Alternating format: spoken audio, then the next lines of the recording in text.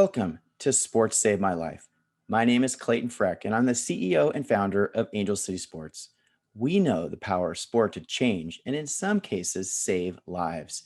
We hear these compelling stories every day, and we created this show to share them with the world. Enjoy the show, and remember to like, follow, share, and comment. All right. Well, listen, today it's my honor to interview Jamal Hill for the show. Jamal and I met a couple years ago, actually in the parking lot at the California Classic. I don't know if you remember that. At it's one of the big Paralympic swim meets in the country, one of the few, really. Yeah. Uh, Diagnosed with CMT at age of 10, I think. We'll dig into it. Jamal, in my mind, has a spirit and a power to him, and really an ambition to make a difference in the world, unlike most that I've seen. He's currently on the U.S. Paralympic swim team, training for Tokyo. Last summer, he grabbed a silver and two bronze medals at the Pan American Games. And he's got a bunch of medals from other meets, international meets, and U.S. trials as well. And he's got this incredible goal of teaching 1 million people to swim, and we'll hear more about that. Jamal, welcome to the show, man. Brother Clayton, thank you for having me. By far the best intro I've ever received. You didn't miss a spot, sir. Really? Ah, Yeah, come on now. I work on it, man. I try to bring a little, a little person, a little of the personal relationship, and but give you the credit for what you've accomplished so far. Um, Listen, the title of the show is "Sports Saved My Life." What does that mean to you? No, that's a great question. So for me, sports did save my life. I was on this, I was on this track. Good kid, good family. Never really a troublemaker, smart, doing the things that I'm supposed to do, the things that, the people around me expect of me. And, it took me through high school, it took me through college. And even in college, I was still in this space of not knowing what I wanted to do, like not quite feeling like this was the best place for me just because I wasn't sure what I was trying to accomplish from it. And sports saved my life because it brought this emotion out of me, this feeling, this sense of calling that ended up making me decide, this is the path that I want to take. I want to go and be a pro swimmer. I want more of my life to be surrounded and encompassed by this thing that I love, which is at the base of it, the sport of swimming. Yeah, I love that. Yeah, it seems to be touching people in the right place as we do these shows. Um, give me like one sentence description of yourself. Who are you? Good question. Um, I got it perfect. There might be 999,999 people who just couldn't, and I'm that one that can.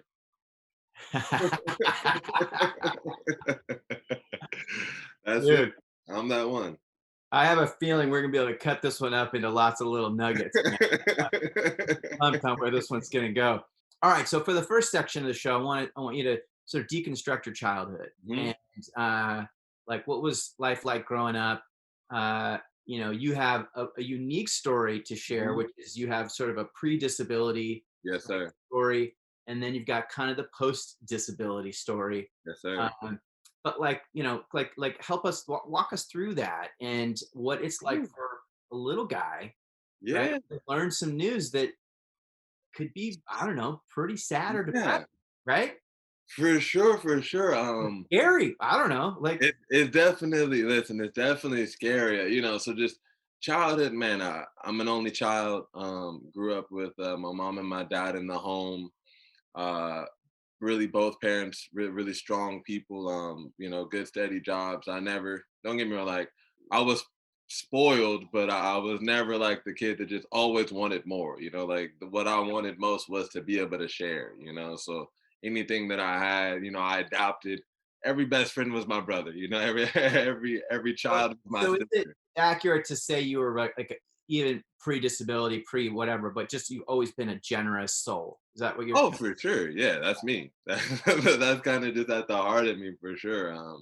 always been a generous soul, and so I mean, up until about 10 years old, I would say like I don't want to say cookie cutter in any sense because it's not, but I had just a pretty normal, like kind of middle class upbringing. But were you uh, into sport? Were you playing sports back then? When you yes, I mean, actually, the only sport I'd ever done up until age 10 was swimming. Um, what? Yeah, Are I mean, you serious? obviously, like I did PE and like stuff like that, but in terms of competition and going to meets, going to games, like I played as a kid in the neighborhood. I could do any sport, but I only ever really participated in swimming as an organized sport up until that Wow. Oh, that's age. so cool. Because like I mean, a lot of people say, well, I did football, flag football, I did soccer, like that they're doing, but you were focused on swimming from an early I kid. was, yeah. All those other sports, like I did a year of Pop Warner. I started to play basketball. All that came after swimming was forced out of my life. Are Yeah, you serious? That's a cool part of yeah. the journey then. Yeah, all that stuff came after swimming was forced out of my life, man. So do you remember falling in love with swimming?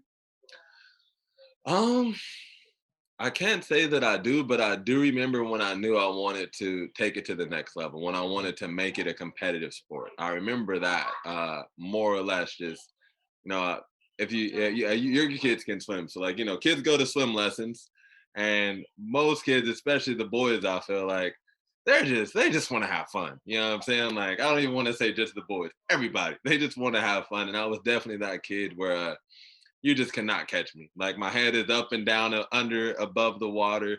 Not really listening to the instructor, but my mom is there, so I was definitely respectful enough as a child.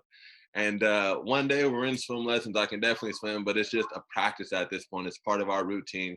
Yeah. The swim team comes in at the YMCA, and I see him dive in. I'm watching him swim back and forth across the big pool.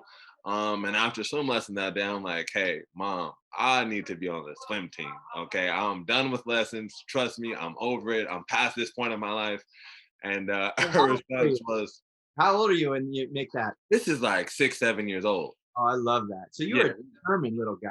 Yeah. This is like 6, 7 years old, probably closer to 7. I'm like, I got to get over there. Come on. Like, you already know that's where I belong. And she's just like, listen, dude, like, you can definitely do it. But before I sign you up for the swim team, you're going to have to show a whole nother level of discipline in this swim class. Like, you don't even listen to the teacher. How am I going to have you in the swim team? And so I got on my act real quick. I was a model student from that point on. That's some good Um, that's some good parenting right there. that's some good parenting. That incentive, like, oh, you want this? Well, dude, you got to act right to get that. Yes, I was a model student from then on, and I'm sure like within 6 months, I was on that swim team. Dude, Yeah. I love that. Well, it's funny because I was on a swim team at about the same age, Really? at second, third grade, and Yes, I sir. made it like through the local meets to like the regional meet, and I Yep. got crushed in the regional meet. So Yeah. I'm like, oh, swimming sucks. and, and that's how it goes. Like, honest, quite frankly, like, I'm not a sports psychologist by any means. That's not one of my hats, but positive reinforcement is real, so like swimming, even once I got on the swim team, age group, whether it was local, whether it was regional, I was winning. Like I was doing real well. Yes. So it made me love it. Like I want to do more of this. I'm good at it. So yeah, that from like 7, 8, 9, like you name it, I was in some ways like I don't want to say arrogant, but kids, they don't always understand. Like I would be at a swim meet and I would run up to the medals table like, hey, like how many of these medals are mine? You know what I'm saying? Like, or like just like, I would be not upset, but like I always expected to earn the high point position on my team. It was my thing. So I mean, that's cool. So you had a focus and Mhm. determination, and also a cool level of confidence in A there, cool, yeah, cool level of confidence. right? Definitely, And, definitely. and it still shows. I mean, you still got it, man. You got some swag. I've, Uh, I've definitely been humbled in my swimming career. I'm sure, man. Nothing humbles, right? Because it's like track. It's like the split second looks like a mile, Yes, right? sir. You're just behind, but in a time wise, but then it just looks bad, right? You're a whole It does. body length behind It somebody or does. whatever. It does. bad. And like you said, like track, you only get one go at it. Yeah. Like you only get. It's not like you can come in cold and heat up later in the game. Like Right. you got one goal, and that's it. So you either land it or you don't. I was just talking about this the other day with a friend. Like, there is something really, I don't know if it's like pure and beautiful about sprints, Mm. because it's just man against man, woman against woman, and the fastest wins. And it's short and sweet. And if you're in your head, you don't win, You right? know, You gotta be, yeah. you gotta be in the zone. You're right. You don't have a second chance. You don't have a second chance, and it's almost like, and I always think about it like that, especially when I compare it to, like, let's just say Kobe Bryant, right? Like RIP to Kobe Bryant, right? Let's say Kobe's best game was an 81 point game, right? So like, but as a sprinter or any racer, but definitely as a sprinter, every time you come out there, you're trying to now beat that 81 point game. Like that is now the metric of success. That's how we know that we've improved, So And if you're not, then your career is going downhill your fast. career's not going anywhere. Exactly. Yeah. So You want to it's go unlike uphill, anything else. not downhill. Uh, Right. Uphill. Yes, sir. I love that. All right, it's super cool to hear just that, how important swimming was Hmm. in your development as a young guy. So talk to me about that moment when you Yeah, for sure. realized So that your body wasn't going to work the same yeah, going man. forward. So it's actually pretty interesting because this all happened in my 10th year of life here. So my birthday's in February, coming up right now, the 24th. But right around early 10 years old, even before we had found out about my neuropathy, you know, you I'm a movie buff, so this. I hope some of your listeners know this, but Lethal Weapon, right? Danny Glover, Mel Gibson. Yeah, Mel Gibson could always pop his shoulder in and out of socket. yeah, So I'm 10 years old. My dad at this point was, taking me to practices and things like that. It's after practice. I'm in the locker room and I'm like, hey, check this out, Pop. Like, I can pop my right arm in and out of socket, man. Like, isn't this cool? And he's like, yeah, no, that's not cool. I don't think that's normal at all. right. And so we went to get it checked out, and the doctors, oh my gosh, the doctors paint this narrative that unless I go into a sling and stop swimming completely, they might have to amputate my right arm. What? Um, Listen, as a child, I'm like, Wait, because it popped out of you? because of this, what I would consider to be hypermobility, this Right. is the narrative that's been painted. Yeah, so this is at the beginning of 10 years I old. swear, it makes me want to start another show around like bad medical advice. Like that's Oh my right. god. Like that's for a little guy to hear that too. Yeah, and I mean, believe it or not, like I've always felt a little bit just, I don't even want to say older, but I'd like to think that in so many ways at a young age, I just was able to think critically, Yeah. And so I'm hearing this, they're hearing this. Obviously, I'm the kid. Nobody is gonna listen to me, but I'm like, this seems a bit much, right? Like, don't you guys think this seems like a lot? I don't think it's that serious. I'm not in pain. If I Right. hadn't showed it to you today, like nobody would know the difference. Um, hey, well, again, nobody listens to the kid, no problem. So So when you're a swimmer, does hyper joint mobility yeah. help you or hurt you? Well, yeah, I mean, like in today's world, that would be considered as a great boon to be hypermobile. It would, right? So it gives you better 100% range of motion, better range of motion, yeah, power. especially if you can build strength in that hypermobility, Got it. like so that would be the goal for sure. But at that time, we went with those doctors' orders, and so right at that moment, swimming was out. Because swimming is what had brought it. It was like, I guess, some variation of swimmer shoulder. Like it was Yeah. that mobility, it was that action that was causing this, or enhancing it, whatever. So swimming was done from right there at the beginning of 10th grade. In 10th grade. another way, Jamal, it's almost an overuse injury. Is Yeah, kind of that like an the way you overuse would injury look at type. it like? 100%. You could look at it like that. You could look at it like that. Like I was definitely training that behavior in my arms, right in my shoulder sockets, and so yeah, I went from like right-handed swimmer to no swimming at all. My right arm is in a sling.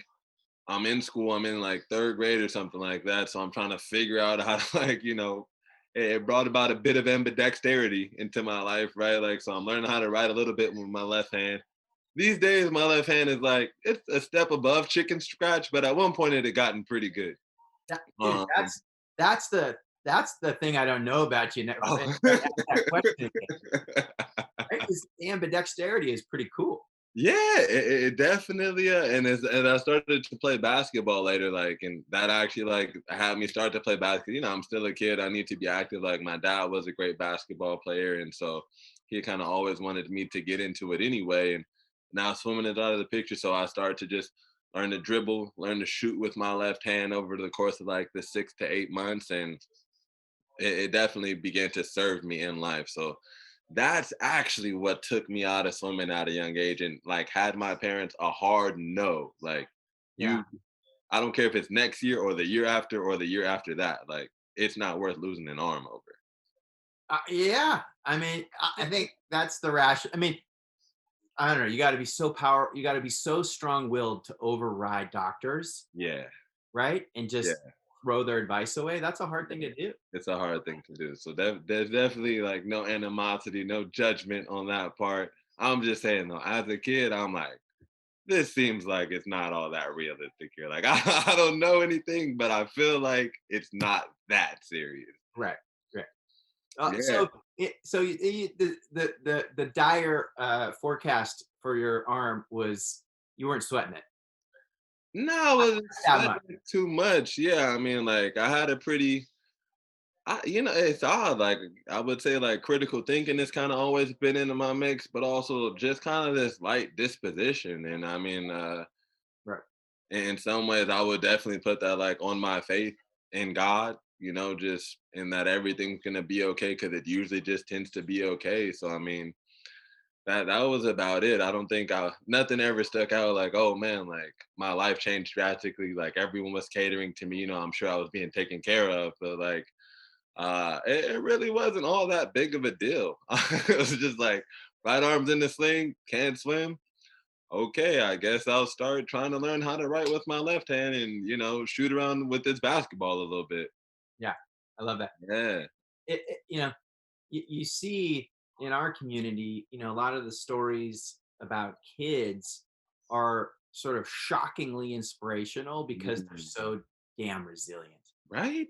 And the stories of adults that acquire disability can be downright depressing because they don't have the resilience. I mean, it's we got to work on the adults, man. The adults need it more than the kids in my opinion, just seeing I so many agree. adults, right, struggle. Yeah, I 100% agree. The kids, the world has not trained them to just like, they haven't been trained enough by the world about what's really possible, what you can really, all the hoopla that we end up just being force fed. Right. So Yeah. yeah, it was a good trip as a kid, But I mean, after like that summer of being 10 years old, I was out of a sling in that next school year, and life had, again, sand swimming had more or less returned to normal. Yeah. Yeah. So and really And, from and- there, yeah. hmm, And at some point, you get some additional news. yeah. So like again, this is just an action-packed year. So I mean, we come through that. Okay, everything's good. He's back in school. Thanksgiving comes around, so we're here in Los Angeles. Valencia is not too far away, right? Yeah. Maybe hour and a half, hour maybe, depending on the day. So we're going out there. It's Thanksgiving for a Thanksgiving family dinner. I'm in the back seat, like all kids. Any car ride, I'm knocking out. I just wake me up when we're there. It's that simple. Go to sleep in the back seat of the car. Wake up.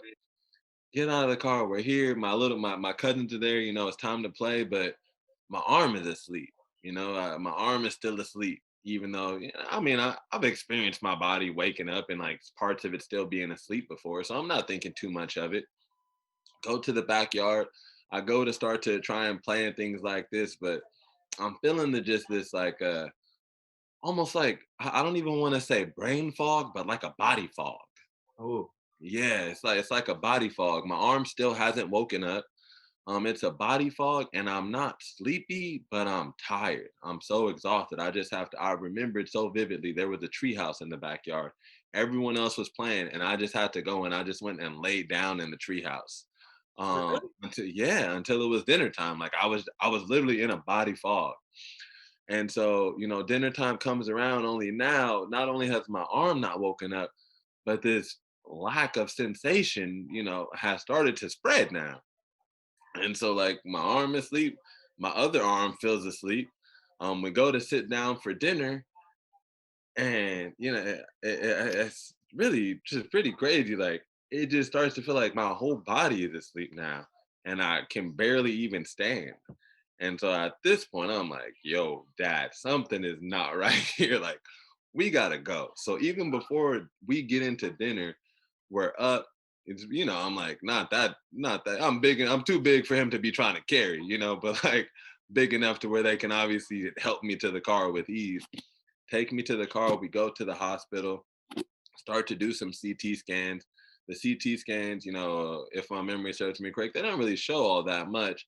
And so what happens is my condition has not improved though. Like I can still hardly stand. I'm just like this body fog, this weakness. I can barely lift my arms, do anything other than speak and move my head. And it continues to worsen. It continues to worsen to the point where now we've ended up back in Los Angeles at Children's Hospital Los Angeles, and this, what I want to say, inflamed state has now turned into almost like, not almost, it's turned into a full body paralysis. So from the neck down, I don't know, I don't know my body. If you were to hit me, and it's a nerve paralysis, right? So if you were to hit me, I Yeah. had that sensation. You could feel it, I could feel it, but you but I couldn't could not move. move it. Right. Yeah, I could feel it, but I could not move it. And so I ended up being admitted into Children's Hospital Los Angeles, and it's a great name. They do great work.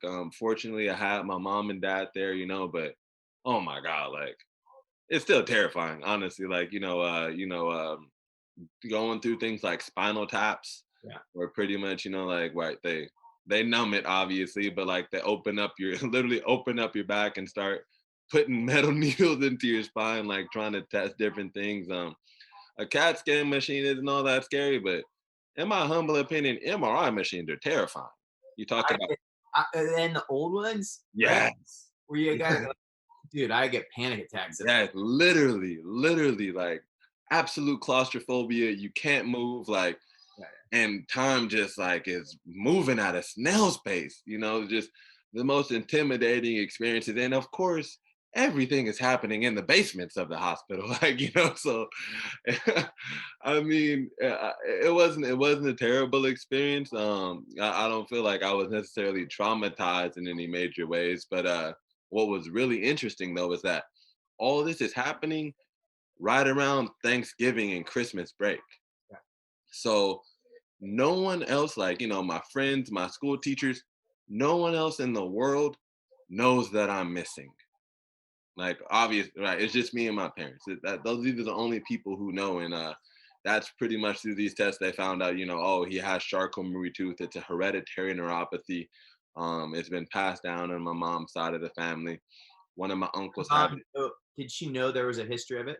Yeah, she did. She knew there was a history of it. So her brother had it. But again, like up until this age, it had never shown any signs. Like it had never, I could have just been a carrier, and it never manifested. So once those results came back, you know, uh, I like to kind of paint this picture of that period was of high inflammation. So with this neuropathy, if I'm in a highly inflamed state, that is what can happen. I can go into a state of just full body paralysis where it's like, my head and my mouth are good, but the rest of me is literally just hanging out. Like I couldn't lift my arm or squeeze your hand if you asked me to. And did they tell you why you got into that high state of Yeah, yeah. So the brief answer is no, and the why behind it is, so I was in this inflamed state for a few days, and slowly it reduced, right? Like there was just kind of this natural reduction. So I was able to start to move again. And really, I want to say my parents, but I know for sure, like one of my mom's biggest fears was like, number one, they really don't know a whole lot about this disease and about this neuropathy. And number two, like, I don't want you to become a lab rat. Like, I don't want you in this hospital for months at a time while they continue to run tests to try and figure out this why. And so that's ultimately what happened. Like, she was just like, nah, like that's not an option, like he's not staying here. And even at that age, obviously I've experienced this, right? Like I know something has happened, but I was never made privy to a diagnosis. So like it was kept even from me, like, and now that I'm older, like when we've had conversations and So yeah. that's that's fascinating. So when when when were you privy to the diagnosis? Like when did that come back around? A couple years um, later or something? I Or would say like again, obviously like I have this experience. I know something has happened, but like in terms of having a conversation, that was probably like I was out of high school when we had this conversation. were you like defend like if someone walked up to you and said, "Why do you walk differently?" or "What's going on with your body?" you would say, "I have CMT." I would not have said that. Like that wouldn't have. I would like through middle school, I wouldn't have been able to say that. Like through Yeah, high school, like I wouldn't have been able to put a name on it. got it. Like, you know what I'm saying? Like But again, your parents, but your parents knew. yeah, absolutely. Absolutely. And Or it wasn't like it was necessarily like obviously at that age, it was a secret from me, right? yeah, But as life went on, it wasn't so much a secret from me, but it was like I never really asked. yeah, yeah, yeah. Like I never inquired, and I was doing well enough, so let's just leave it at that. But I mean, I would have to say, like personally, and again, that's a tough decision, right? Like, Yeah. tell the doctor, like, number one, look, no more tests, none of this stuff. Like, number two, don't tell him anything, or else we're gonna have like, that's a problem because I'm the parent. And then number three, just number three, the mindset behind it, just to allow a little bit of context, was just that they did not want me to, at that young, susceptible age, begin to allow others' thoughts and beliefs to put me in a box of my Yeah. own capabilities and limitations. And so that was the driving force behind that decision. And I think that's, it's served me massively in a lot of ways. But I mean, there's two sides to every coin. There were ways later on that I had some cognitive dissonance. I had, some imposter syndrome that I had Mhm. to begin to overcome. But for all in all, I think it was, at the time, probably the best decision they could have made. I'd like to take a quick break to show you how you can get involved as a volunteer with Angel City Sports. Are you interested in supporting Angel City Sports? We are seeking volunteers to help organize clinics and events, as well as support our athlete outreach efforts, marketing and media, and even fundraising and development. All skill sets and backgrounds are welcome in support of our mission to provide free adaptive sport opportunities for children, adults, and veterans with physical disabilities or visual impairments. For our younger volunteers, we welcome you to join the Angel City Youth Leadership Council. Middle and high school age students are eligible to join the Youth Leadership Council, where you will learn about disability education, advocacy, and philanthropy. To sign up for our volunteer newsletter and stay up to date on all upcoming opportunities, visit angelcitysports.org.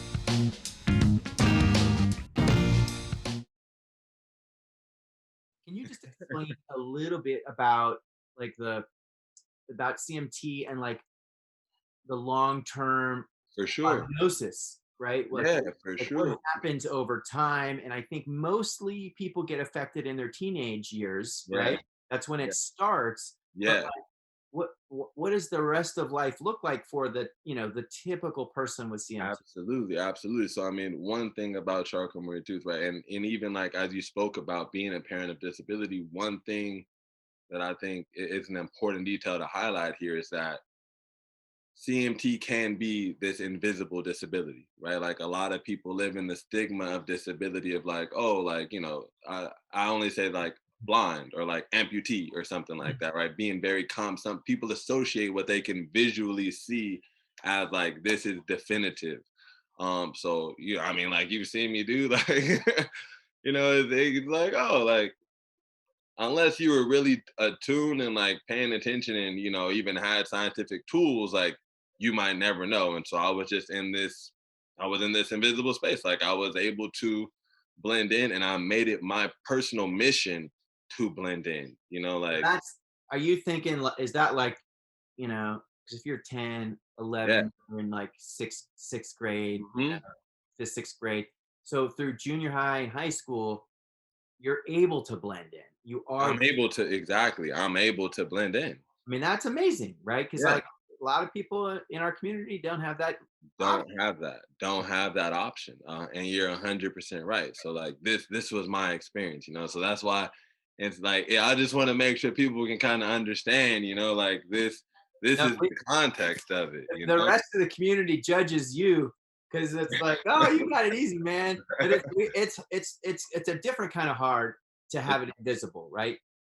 it is, it's a different kind of hard. And I mean, like, I definitely cannot compare struggles. I cannot compare experiences. I can't speak to anyone else's struggle. You know what I'm saying? Like, I can imagine how much more difficult, especially it would be like, for you to walk into a place and for people to just be staring at you. You know what I'm saying? But it's like, personally, like as a Black man, I experienced that different ways. Like I experienced that in a different capacity. But yeah, that's just kind of my shig. But as in regard to your question about what CMT looks like as it manifests through age. So number one, in terms of experience, obviously I've spoken about in a highly inflamed state. On a day-to-day basis, what it's like for me is like pretty much from my elbows to my fingertips, I have about 30% nerve conductivity out of 100%, like an average person. And from my kneecaps to the soles of my feet, I have 0% nerve conductivity. So the image I like to give to people is, imagine a double above knee amputee with prosthetic legs, only my prosthetic legs are flesh and bone. Yep. So that's what that looks like there. And in terms of, longevity, life, Charcot-Marie Tooth, again, like they don't know a whole lot about it. There's no cure for the disease or anything like that, but it's progressive. Right. So, And I think that progressive piece, hmm it feels like the hardest thing to swallow. yeah, yeah. And maybe it's, I don't know, just, No, this is my uncomfortable. This is my uncomfortable laugh. Like, yeah, you hit something there.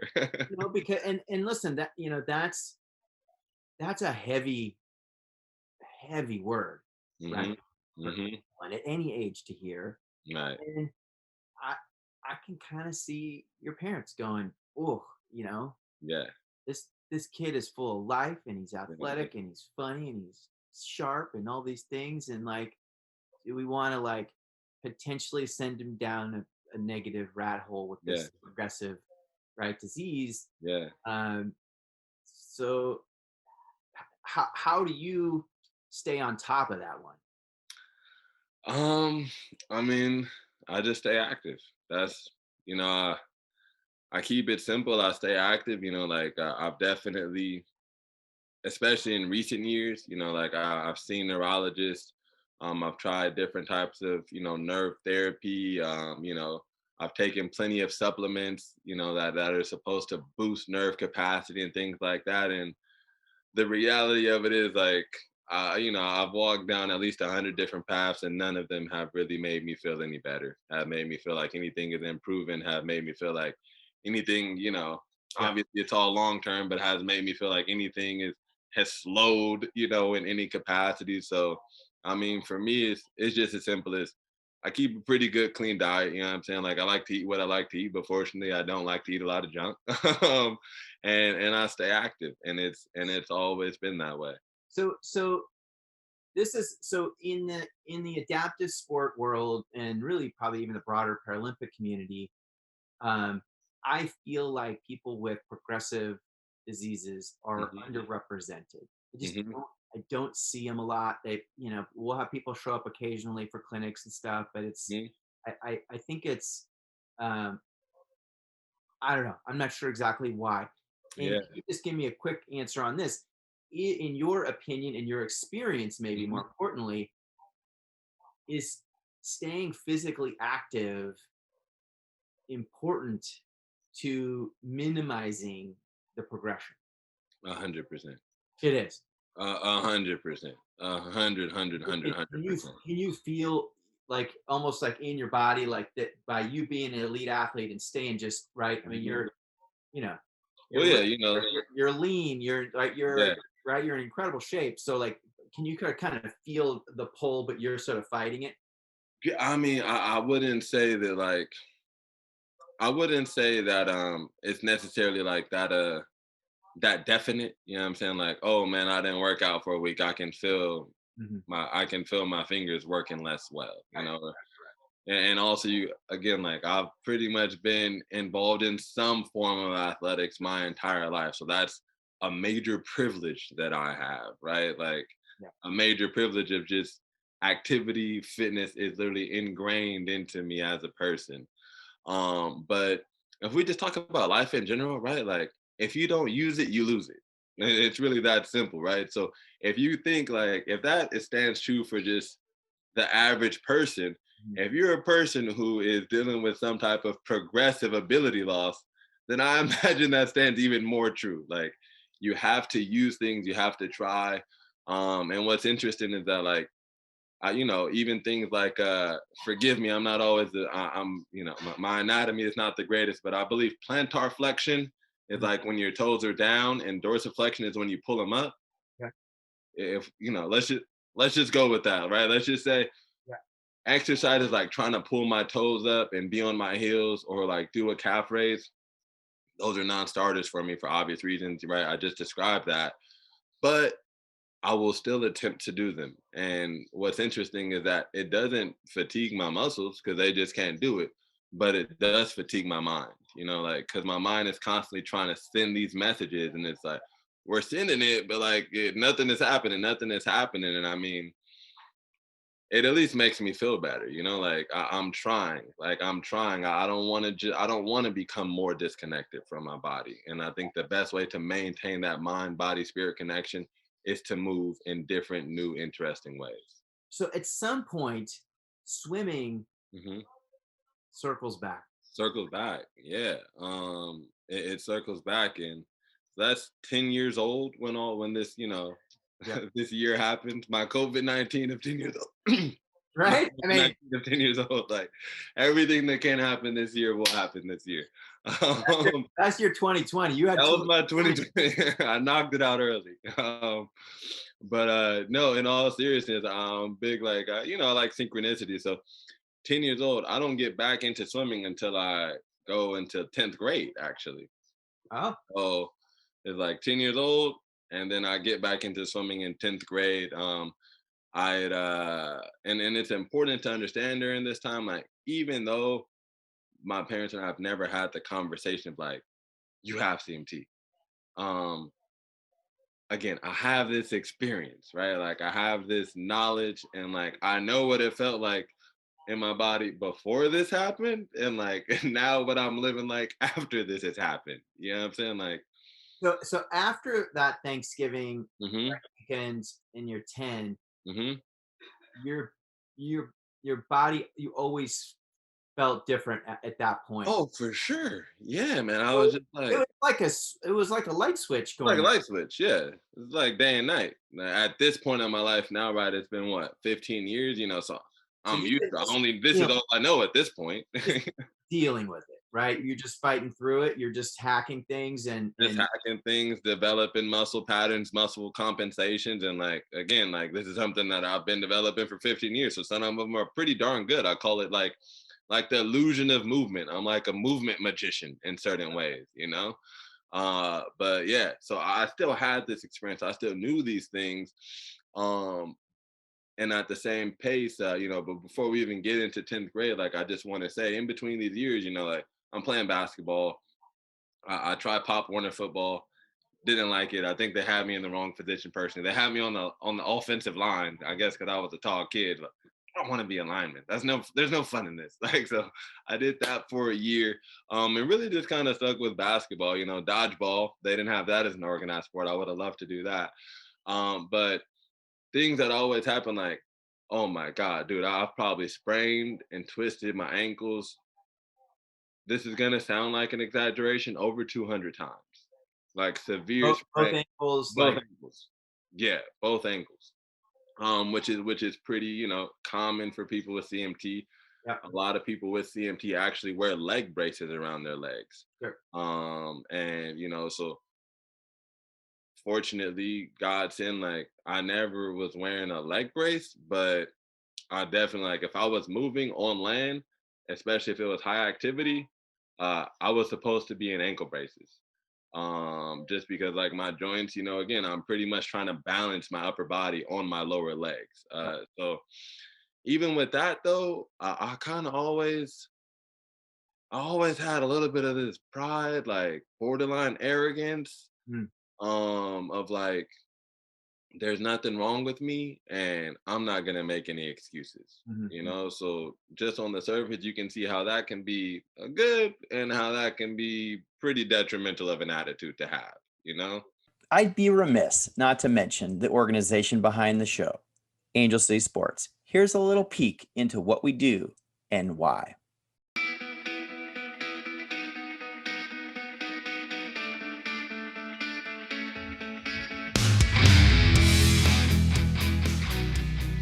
Sports can change your life. Let the Angel City Games presented by the Hartford help change yours or a future athletes you know for the better.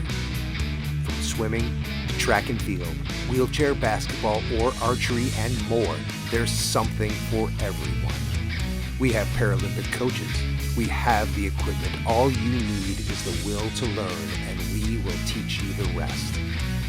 In 2019, the Angel City Games presented by the Hartford welcomed over 400 athletes, 900 volunteers, and 2,500 attendees. Join us to make the next games our biggest and best yet.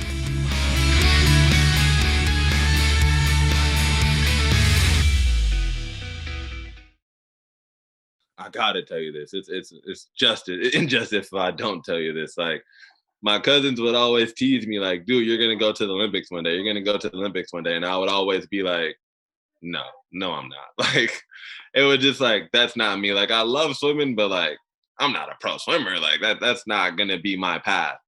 Now, when we talk about You were action, the fastest swimmer they'd ever met, right? right? Yeah, I'm the fastest, and they know that, like, I've been doing this or wanted to do this pretty much my whole life. But it's like, it's interesting how, like, we can say one thing, but like our actions are pointing in a completely different direction. And my example for this is, I got several scholarships, full academic scholarships to colleges. I was determined to go out of the state. I was not staying in state. I got several full ride academic scholarships. Guess what? Guess why I turned them all down? You wanted to swim. None of them had a swim team.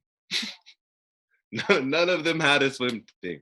So I'm saying this, but like at the same pace, the entire crux of my college decision depended on if the school had a swim team or not. As fate would have it, right as was starting to go through this college preparation journey, right? So as fate would have it, I'm June about to graduate, have not committed to any colleges.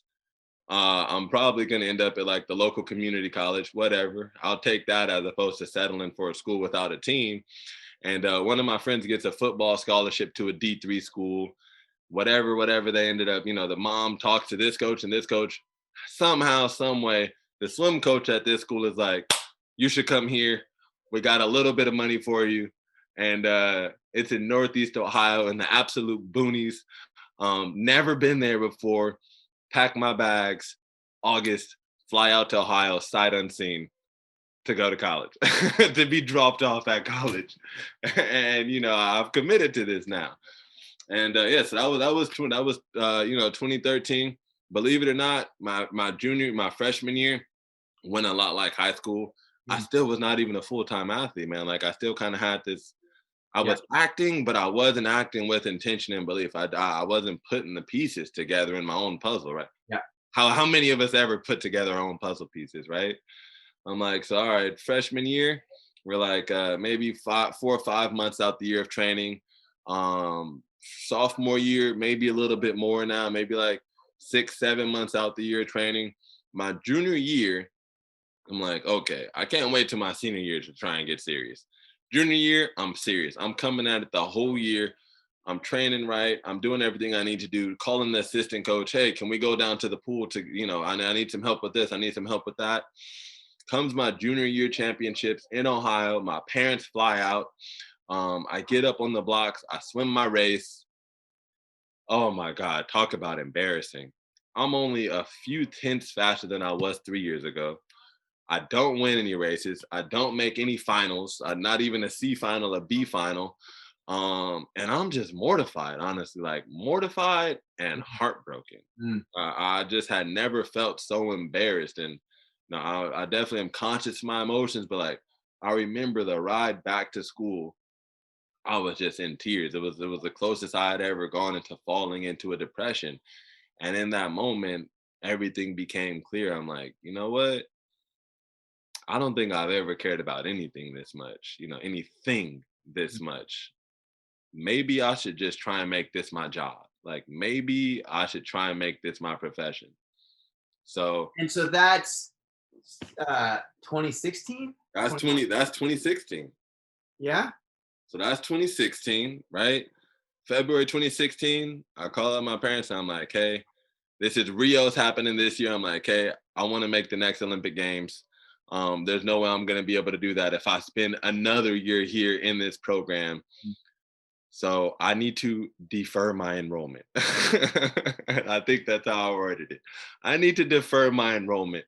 And I got to go where the best sprint coach in the world is. Again, mind you, at this time, all throughout high school, all throughout college, never talked to anyone about my disability. People have made comments, coaches have made comments about my limitations, it would seem, with Mm. certain things that don't quite add up. But it's still just like I'm taking it in stride, like, yeah, I don't, I'll try harder. That's that's kind of the narrative. I'm like, I'm doing it, drop out 2016, 2017, I swim with Trojans at USC, Dave Salo. Um, he told me not to come. He told me not to drop out of school. He said it was a crazy idea. And after a few phone calls and persistence, I convinced him that like this was happening regardless. So you could either say yes over the phone or you could say yes when I show up at your front door. But he let me on, he let me come through. So I trained with him for a year, learned a lot, meet a bunch of Olympians. Even the coaches there, they say similar things. They're like, you're just so tight. Like they just don't, your muscles just don't move right. Like you got to stretch more. You got to do this more. You got to do that more. And again, I kind of am at this point of just straight cognitive dissonance. Like, yeah, for sure. That's what I'll do then.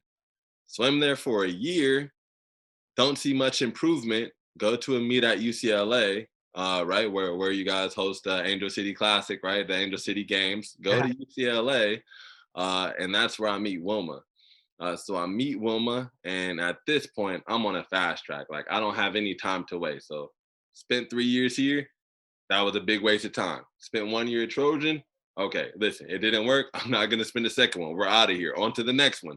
Now I'm with Wilma, and she meets me. She looks me up and down. I tell her I'm trying to make it to the Olympic trials. She just looks me up and down and is like, looking at this physique, okay, we can do it. So we trained together for a year. And then a lot like you said, Wilma has this background in healing, dealing with people with cerebral palsy. Yep. So after a year of us training together, inconsistent data, she's starting to like kind of piece together this story. And she comes to me one day and she's like, dude, there's something that you are not telling me. Are you serious? Yeah, for real. After a year. After a year. Damn. After a year, she comes to me and she's like, there's something you're not telling me here. Like, I see the way that you jump. I see the way like you get out of the pool and then you pull your legs out of the pool with your hand. I see the way that you crawl out of the car whenever we stop someplace. Like you remind me of my cerebral palsy patients, Jamal. Yeah. And I was like, wow, funny you say that. I actually do kind of have this thing going on. So this is the first person in, what is this? We're talking like You're 2018 now. Like this is like spring of 2018. The first person. so how um, old are you? Like 22, 23? Yeah, I'm 22 right now. I'm like 22. This is 22. I'm 22. So like in 12 years, Dude, no one has ever like said this to me. So wow. there's this huge weight coming off of me right now. Like, Yep. yes, like finally, it's not an excuse. Like you see it. So I'm just like telling you, right? Right. Like it's not like I gotta make you see it and believe it. Like, no, you For already know. her, and for her, she saw the clues of just your body move, but it sounds like she also was like the data wasn't matching up too, Exactly. right? And Like your data time wasn't and matching it either. right, your ability to improve. She can see your work ethics there, but it's not translating. But it's not translating. Damn. Yeah. Oh, Yeah. all right. That's And my so hate. that's 2018. That's 2018. That's like early 2018, like January 2018. And so this weight is off of me now. And she's like, at this point, we have this Olympic goal, which is looking pretty freaking unrealistic. You know what I'm saying? Like, it's looking pretty unrealistic. We can call it what it is. But I'm hard headed, dude. Like I feel like I've been called to this path, so that's all there is to it. I know this is what I'm supposed to do. You've been underestimated Yeah. your whole life. Yeah. Yeah. Right? Yeah. Literally, yes. I mean, maybe for a variety of reasons, but like Yeah. the disability specifically, Yeah. your whole life. Yes. That is an accurate statement, sir. So Yeah. I mean, So she this said, doesn't phase the confident 22-year-old Jamal. nah, it's not phasing me. Like, yeah, it's looking bleak. Like, but again, it was the same thing that made me drop out of school. It was like, dude, like I'll be gosh darned. You know what I'm saying? If I go and try and like live this life that I'm supposed to live without ever really trying to find what it is that's bringing me life and fulfillment. Oh, And that's what that was about leaving in 20. That's what that whole thing was in 2016. Like it broke me down. I was like, nothing else gets me fired up or can break me down like this. So I need to invest in this, and it could go nowhere. It could be a big flop, but it's like I definitely will not be living with regret or what if. Like, no, we're gonna see this journey through wherever it leads. And that's the commitment I made when I dropped out. So but she doesn't tell you about the Paralympics. she does. She mentions it right there. She's like, oh, she does. She meant right there in that same conversation when she identifies it. She's like, yo, like, I know you're trying to do this Olympic thing, but like, unless we can get this cured or solved, which, standing there is none, you might want to look into the Paralympics. Oh. And in that moment, all of this like arrogance and pride and like cognitive dissonance and like imposter syndrome reared its head. And with the most respect, I told her, don't ever say anything like that to me again. You know what I'm saying? What? Like, yeah. So, but what was your frame of reference? What did you think the Paralympics were at the time? Well, I mean, like, I think it was like, I definitely understood. And I mean, like, I understood the difference between the Paralympics and the Special Olympics. Like, it's not that I thought that. Yeah. It was that, like, had anyone ever asked me, are all athletes and people created equally? I would have been like, yeah, of course, absolutely. But now in this moment, I am feeling like, what I truly feel is showing, like, they're not really created equally. Like people don't have the same respect for Olympians as they do for Paralympians, or vice versa, however you word it. Like they don't have the same respect. It's not as valuable. Like I don't care how hard you work. Like it's just not as valuable. And that's me speaking 100, but that was my thought process at that time, So it's like, yeah, if you had asked me, I was living in this invisible privilege, like that's not me. I'm not a part of this. But as soon as I was like identified, I'm like, well, maybe we need to adjust your goal to be here now. I'm like, no, that's not me. And I, that's kind of borderline disrespectful for you to say that. Don't go there with me. And but you would not believe she just dropped it. She never brought it up again. This happened and she didn't bring it up again, dude. She dropped it right there. So oh, go ahead. Go. I got you. I'm gonna fill in this gap for you. So somebody else brings it back? Somebody else brings it back. Or Yeah, you I'm not kidding. Like literally, we're talking about 12 years of nothing, and then in 6 months, two people, two separate people. One of them a stranger, no less. Like Wilma, I kind of knew at this point, but one of them a stranger. Let me just tell you, man. So 6 months later, excuse that. 6 months later, we're training. And we met this guy on Instagram, a British guy named Lewis Clifford. He's a very fast breaststroker. He comes out for a training camp with us. We get up on the blocks, across 25-meter freestyle, unless like you're just literally best in the world, I can at least hold my own against you, Mhm. I just can. We dive in, swim down, come back, look at the video footage, and he's like, bro, did you know that your legs don't work? And he's like, dude, off the dive, like, number one, I dove.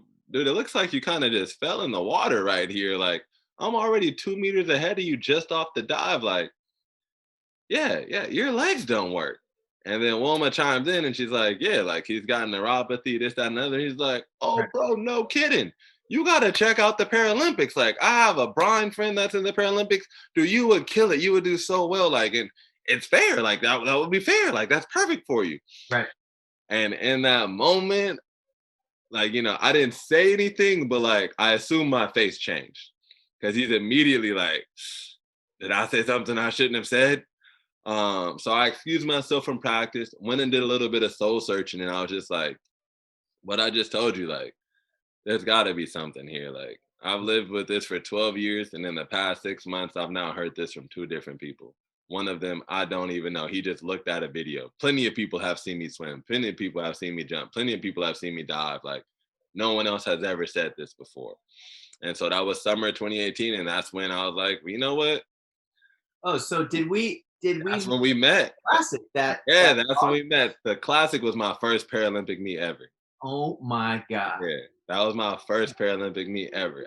Yes, at the California Classic. That was, Dude, yeah. that's so cool. I like that's so cool. Yeah. So that was it. I was just like, okay, let's check it out. Earlier that year, I had written down a goal of like, not of like, I wrote down a goal of I want to win a national championship this year. That's 2018. Yeah. Mind you, the same way, it's looking pretty unrealistic, like on this course that I'm headed on. At the end of 2018, I was a multiple time national champion for US Paralympic swimming. Right. Yeah, so that was that. Literally, when I met you and Ezra, I was so new. I thought Ezra was a swimmer. like obviously, like you guys told me, but like I was like, at the next meets, I was looking for you guys. Like I'm like, oh, like they'll be here, but no, I can't remember that meet. Did I make him swim? I might have he put him. swam. Yeah, he Yeah, swam at that meet. he did.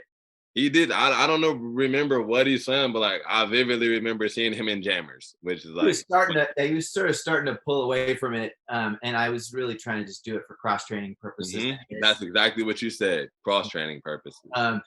But oh man, our lives have changed a lot since then. That's so cool. Right? All right, so bring me up to date. So Yes, sir.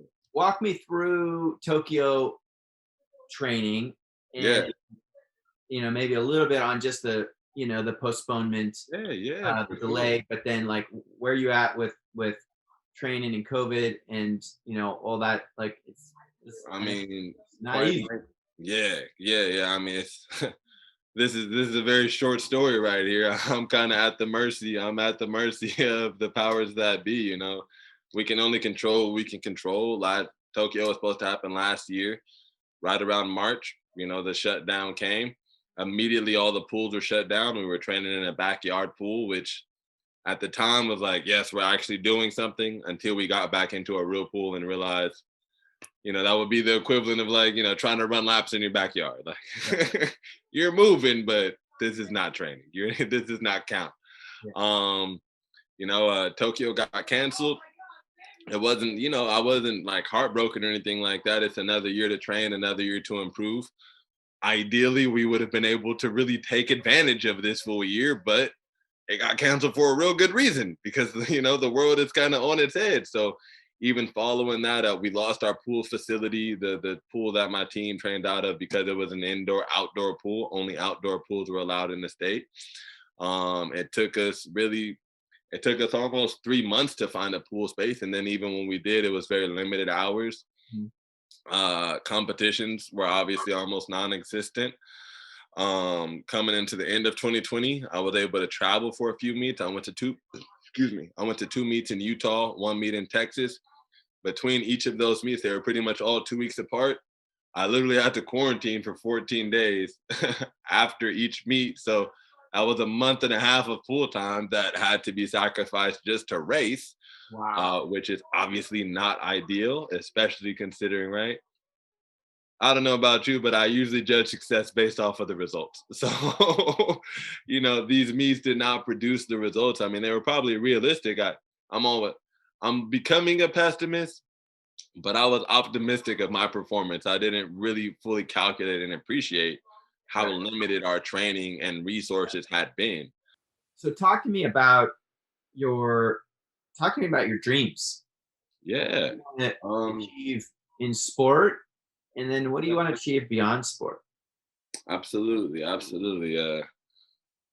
It's interesting you say that because I've been doing a lot of just reflecting on my dreams lately, and how to turn them into reality, and the concept of time, especially as it kind of reflect as it relates to a big mission, a big goal, and this idea of a marathon.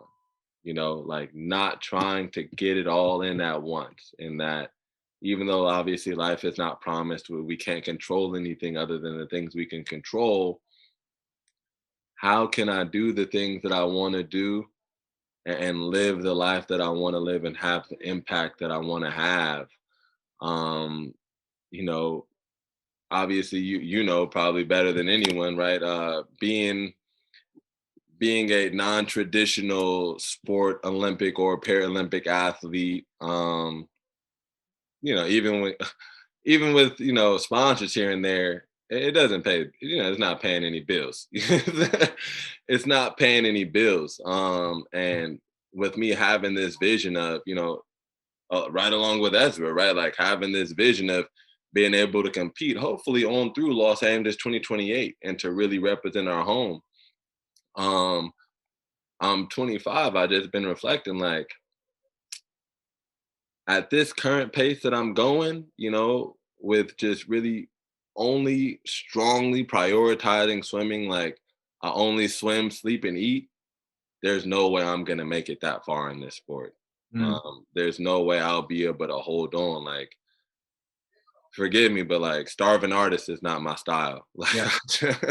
Like, it's just not my style. And especially when I reflect on what I've learned about, Olympic athletes, Paralympic athletes, and people who have won gold medals and have felt more lost and disconnected than ever. Have felt like, what did I really do this for? What was my primary goal? Why am I trying to do this? Yeah. I'm beating around the bush a lot here. Forgive me, but No, I mean, listen, I think that you're struggling with the existential question that every athlete has to hmm face, hmm because especially in the Paralympic side yeah, and most Olympic sports as well, yeah. there's not money in it. There's not money in it. And Yeah, so you can you can survive, yeah, right. You can but survive. is that what you were right? Is that your vision for yourself? Yeah, yeah, Right? and the answer is that's not my vision for myself. And so at this point, uh, really my goal is to, number one, make the Tokyo team. I think that's just massively important for me, the work I've been doing over the past 4 years. Me leaving college for it, and it's also very important for my brand, our branding aspect.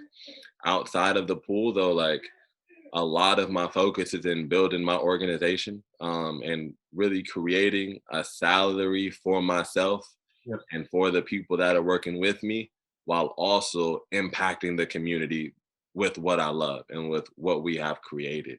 Because I've tried it all. Like, it's like this fantasy almost of being able to only swim, sleep, and eat. Like some people are able to do it, like, and that's kudos to them. But like really, as a man coming into manhood, I've tried it all. I've tried like the side job, working for somebody else, trying to work around that schedule. I've tried like kind of the scammy salesman job, trying to get to the quick dollar. I've tried like knocking on every sponsor around the block's door. And what I found is like all of it's time consuming. All of it takes time and energy. And very clearly, me having this conversation, none of them really stuck for me. So I feel like I found something now that stuck and is really attracting attention to what I love, swimming, attracting attention to the Paralympic sport, and really just doubling down on that, and building a strong base for myself that's integrated with my swimming. It's going to allow me the financial resources, the peace of mind to get out of this existential crisis, to go on and elevate my swimming career through 2024 in Paris and elevate it through LA 2028. So that's my goal right now. My big swimming goal right now is just to, I'm still training, we're still working. I'm just trying to make that Tokyo team. I want to be able to represent all the people who have invested in me and who have shared their time, their energy, their resources to make me a better athlete. But for me, it's bigger than swimming, and I have to realize that. And I want to talk about that, the big vision and what because I want to give you that airtime. But I also feel like, you're you maybe have sort of stumbled into this role of being an ambassador for the CMT community. Yeah. And man, I got to tell you, we need people like you. It doesn't mean you have to go to the next 5 Paralympic Games or anything like that. But I do think whatever you can do, right, and whatever you can accomplish will pave the way for a future generation of athletes that you may never have the chance to meet, that you just can influence through doing your work. Absolutely. And so that's, that's got to be motivating at some level. It's massively motivating. And I don't think there's many CMT athletes out there doing things at that level. Yeah, and I mean, well, believe it or not, since I've made the team, I think we've had 2 young ladies. They're trying to work on their emerging cuts now. I know for sure one young lady has CMT. I'm not sure if she does or not, but one definitely is working on her emerging cut out of San Diego. I'm hoping to share a team with her. But this man right here behind me, right, Muhammad Ali, like one of the big motivators for me, one of the big inspirations is like just to be able to have this international sporting platform and to be able to have this story reach and touch people that I would never personally be able to reach and touch, even after I'm gone, right? If I were to leave today, or whatever fate has in store. So really my vision at this point is just putting myself in a position so that I can have the longevity to do that. And what that means is, even though I'm a sprinter, this journey is a marathon. So I'm playing strategic cards. Sometimes I don't want to put anything negative into the universe, but it's like, if I had to sacrifice maybe the opportunity to make it onto a podium in Tokyo to actually even have the opportunity to continue to compete in Paris and to compete in LA, 100%, that's a sacrifice I'm willing to make at this point. Right. Yeah. I mean, listen, I think that's a healthy perspective, because you come back to your overuse stuff that also hits athletes at your level. That's true. Over and over again, and I've heard, coaches say to young athletes, like, throttle it back, right? Because we want you to be, right, competitive in 4, 8, 12 years, not just this year, right? So that's a hard thing to get your head around for anybody, right? For anybody, right? For anybody. Short term, long term. Yeah. So talk to me about swim uphill and the big goal. Yeah, for sure. Swim uphill. Oh, go ahead. I'm excited. I'm jumping off. It's been super clear about since I met you. Oh, for sure. Yeah, man. Swim Uphill nonprofit. We're teaching 1 million people how to swim. A million, That's 1 million. Yeah. really? So 1 million. 1 million. Yes, sir. Yes, sir. We're teaching 1 million people how to swim. And at this point in time, obviously, like the step to 1 million begins with one. We've taught about 500. So a little bit, hyperbolic language there. But my point is it begins with one. But this million is meant to be, this is an internet, it's designed to be an international organization. Like that's where our mind is, that's where our infrastructure is building to.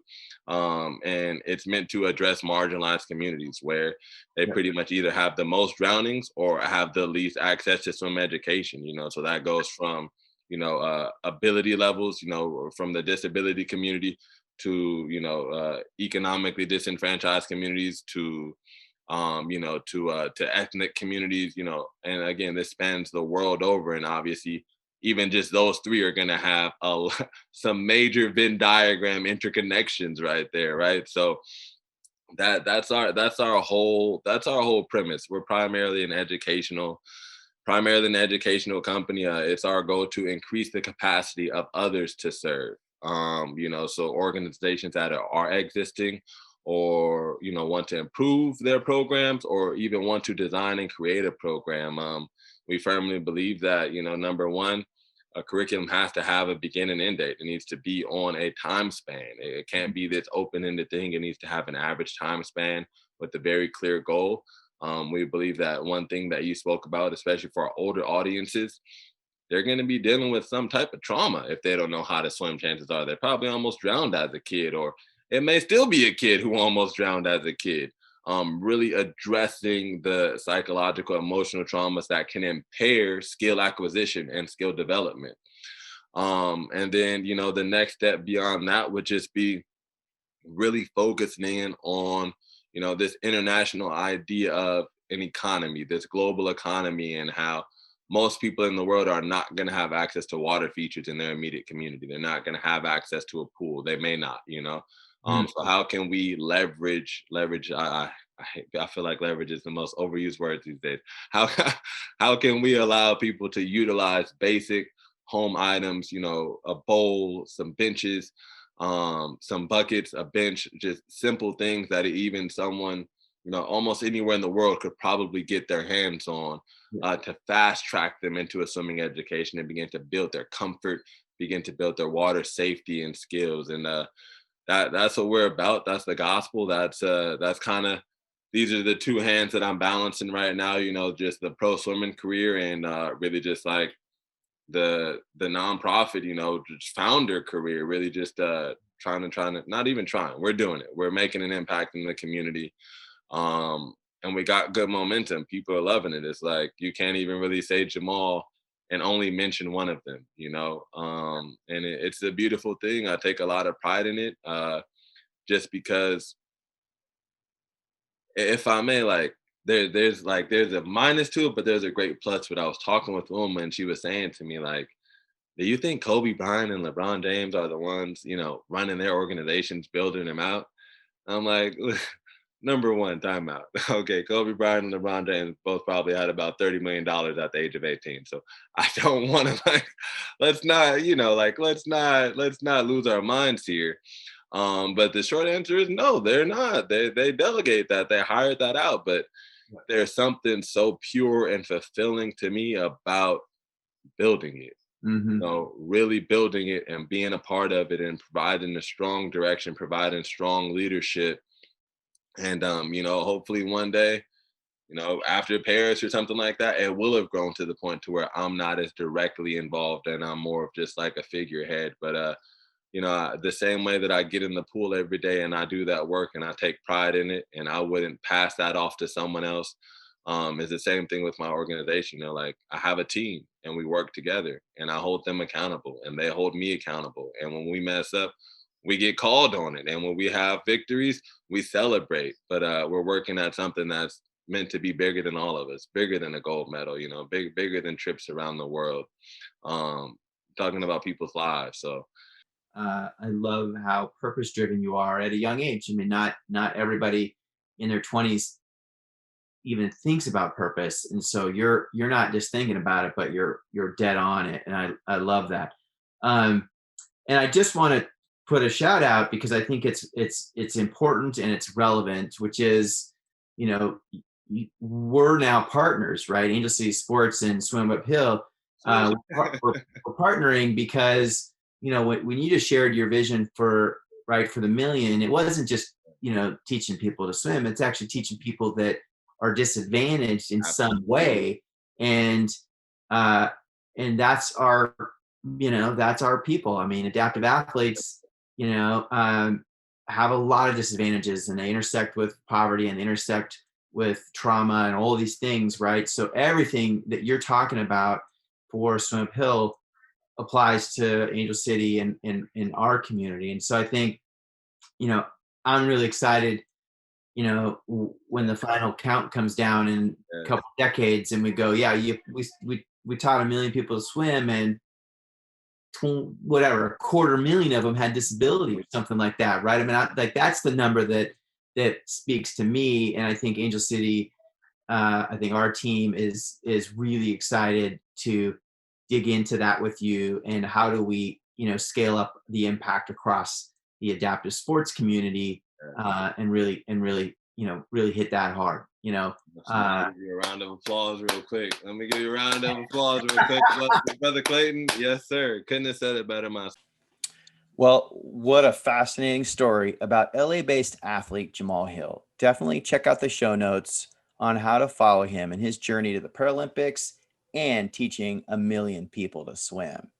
Next episode is Sam Bosco and her new bike. This show is produced by Angel City Sports. Follow us on social media and sign up for emails if you'd like more information on being an athlete, a volunteer, or a supporter. My name is Clayton Freck, the host and executive producer of Sports Saved My Life. The team behind the show includes Dave Pantano, our producer and editor, Mackenzie Soldun, who handles show marketing, and Tony Memel, who wrote and performed our theme song. Thanks for listening.